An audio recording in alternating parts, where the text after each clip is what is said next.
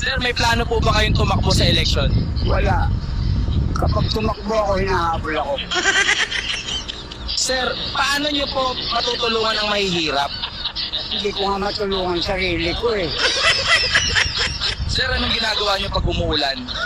Nagpo-focus ako, sinusuntok ko yung ulan, nilalabanan ko bawat patak. Sir, anong tunog po ang pinakaayaw niyo? Yung sipol ng tanod at polis, Sir Juan, may pangarap pa po ba kayo? meron.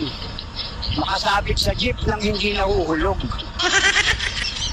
Sir, may pakialam po ba kayo sa kalikasan? Oo, pag may polis, doon ako nagtatago sa puno. Sir, bakit po kayo laging mulat? Baka kasi magbago ang Pilipinas kapag pumikit ako.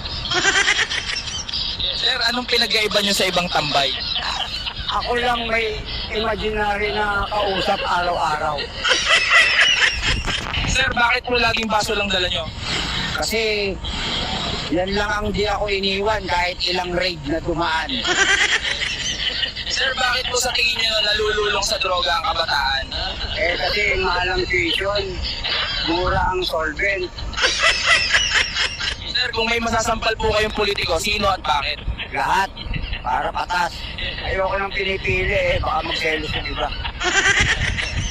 Sir, anong tingin niyo po sa estado ng kalusugan ngayon?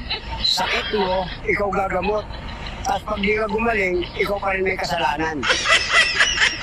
Sir, anong masasabi niyo po sa mga OFW? Saludo ako sa kanila. Kami, nagsasakripisyo sa inuman. Sila para sa pamilya. Sir, ano pong payo niyo sa Gen Z? Huwag niyo akong gayahin. Ako na yung warning label. Sir, paano po kayo napasok sa bisyo? Na-curious lang ako. Tapos, di na ako nakalabas sa curiosity. Sir, kailan po kayo huling umiyak? Nung natapon yung gin ko. Sir, anong ginagawa niyo pag tinopak kayo? Naglalakad ng walang tsinelas. Tapos nakikipagkwentuhan sa mga puno. Sir, anong talent niyo po? Kaya kong matulog ng nakatayo habang mulat ang mata.